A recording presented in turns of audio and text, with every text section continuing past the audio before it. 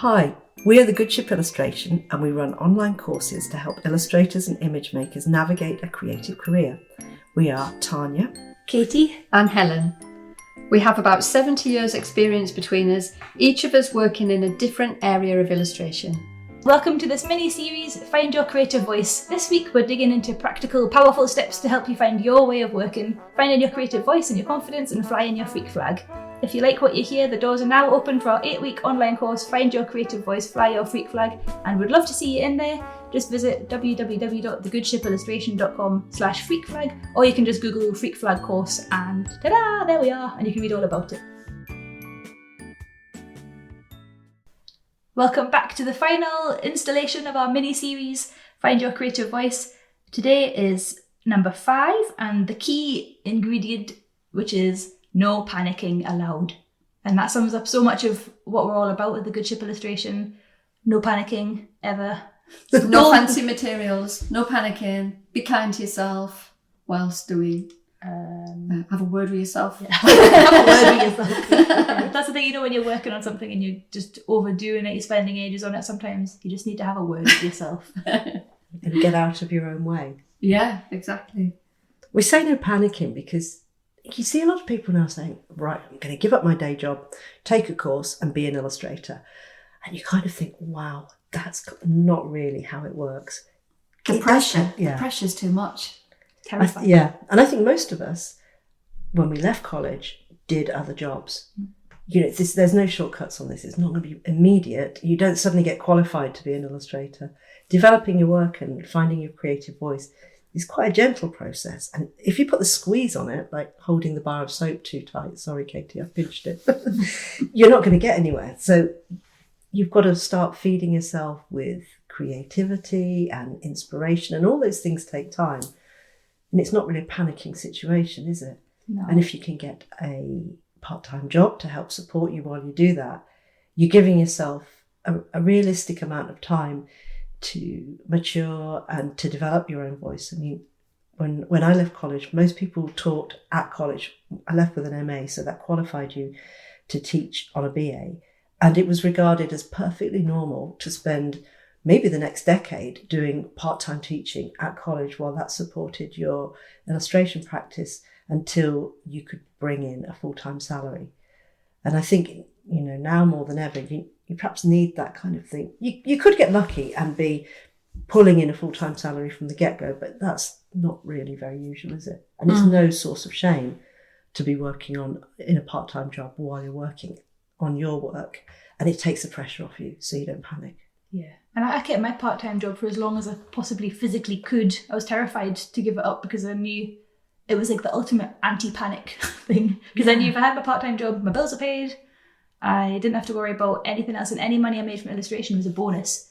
And it also meant when people got in touch and the budget was crazy low or they were trying to haggle, I was just like, you know what, no, I'm fine. I don't need that. And I think that secret thread of power really helped in those early days, because I was sort of, I could stand my ground and be like, I don't need that work. I'm not desperate. It's like the opposite of panic is not being, no. It's like, yeah, don't be, the panic and the desperation thing. If you can move away from that, and it's like when you're trying to talk to a cat, you know, when you're desperate for the cat to love you. You're like, I love cats.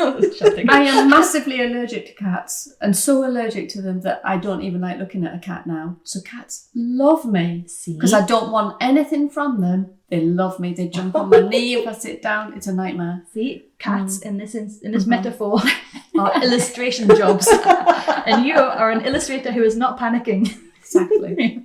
Because also, if you spend all that time doing jobs that you don't want for money, that aren't appropriate to you, and are going to result in really ghastly work that you don't want to put in your portfolio, you're wasting time getting 50% of your portfolio just for cash, but you're going to bin it, you're not going to show it, you don't want to put it on your social media. It's wasting your time and creating bad work, and you might get into that kind of habit and that mindset. So you'd be better off working for something that's nothing to do with illustration in the initial phase, just to bring in money that's unrelated to and doesn't contaminate your creative voice. Yeah, and I think everything we've spoken about so far in this mini-series kind of feeds into not panicking, doesn't it? I can't remember what all that. So let me just revisit the notes. Yeah, basking in your weirdness. Yep.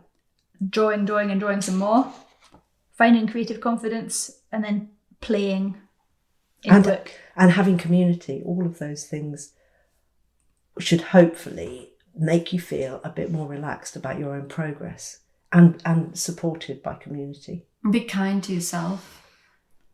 Yeah. It's so important not to beat yourself up when you're not working as quickly or things are not developing as quickly as you want to. Because I remember at school, if you had a really bossy teacher who was mean, I never learned anything. If I had one of those gorgeous teachers who just do their job so well, you suddenly become brilliant at that subject. Yeah. Because you feel relaxed and you can soak it all up. So yeah, don't be mean to yourself. Yeah, I think the more you can calm your nervous system down, the more your creativity can come out, and you can create work that you feel really good about, and in turn get work that you love doing, and you can be confident enough to charge what you're worth and things, and that just kind of blossoms into this lovely illustration career. But shouting at yourself is not a fun way to get there. Whenever I get stuck on something, if I'm really stuck on an illustration knot, I want to draw a particular scene, but no matter how I draw it, it's just not working. I just grab Peggy's lead and go for a big long walk on the beach and stop thinking about it for a while. And by the time I get back, often I've got a new, things have changed in my brain. I'm relaxed. Things solve themselves. Magic. Mm.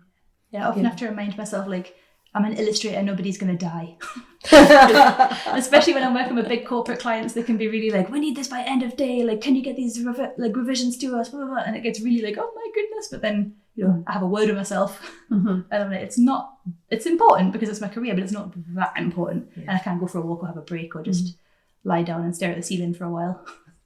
Actually, there's a lot of kind of panic built into your, well, not panic, but you need a defence against it. But the way you work is way more intense than, say, Helen, where you've got book deadlines of 6 months. Yeah, sometimes. And you're working live and you've got deadlines of, it's a 3-hour live. Is that average? For an hour, sometimes 20 minutes. Yeah, I think that's... God. So I struggled so much with deadlines, and I still do. That's kind of why I work the way I do now. But it feels fun to me. So it's the play thing. If I'm I've got 1 hour and these people are going to say really important things and I'm going to make it look nice. And it's fun. But it's a no choice situation in a way. It's great because yeah. The previous podcast we talked about someone sent in a question saying that they find it really hard to get started on a piece of work. We were saying the only way, if you're an actor, you'd just be shoved on stage and you've got to get on with it. Or someone starts shooting and that's it. It's the same as yours, really, isn't it? There's no nerves. You just start drawing because... Yeah, they start shooting. And I wanted to be a war artist. That's why Did you? At events. A war artist without the danger of war. Exactly. Yeah. I didn't want to actually go into trenches and stuff. I was what's a more lower risk of death? Business meetings. Yeah, business meetings. Much less cool though. But yeah, the action step for this one is, so there's 2 options depending on your personality. Option one, is to write yourself a reassuring note that's going to help you not panic. But Katie, I would rebel against it. I can't write messages to myself about being kind and things because I just want to rip them down. Yeah, exactly. So if writing something there's plenty of time, there's loads of work, if that be makes kind you feel to sick, yourself, I'd think, no, I will not be kind to myself. How dare if you? you're like Helen and you've been sick in your mouth, you can write a big note that just says panic, and then you'll rebel against that. That would definitely work. Yeah. So pick your own adventure, write a cheesy note, write one to rebel against. It's totally up to you. But yeah, if you've enjoyed this mini-series, we would love to see you inside the Find Your Creative Voice Fly Your Freak Flag course. Which has lifetime access, so there's no panicking. No panicking allowed at all. Mm-hmm. The doors close tonight, so... There is some amount of panicking now. Yeah, there's a little bit of panic. That's the only panicking that's allowed. But the doors will open again, so even then, if you don't join, it's totally fine. We'll still be friends. We still do we do the podcast, we've got art club. So you're welcome wherever you are at your stage in your illustration career journey. Yeah. Climb aboard. This has been fun. It has. Okay. Bye-bye. Bye.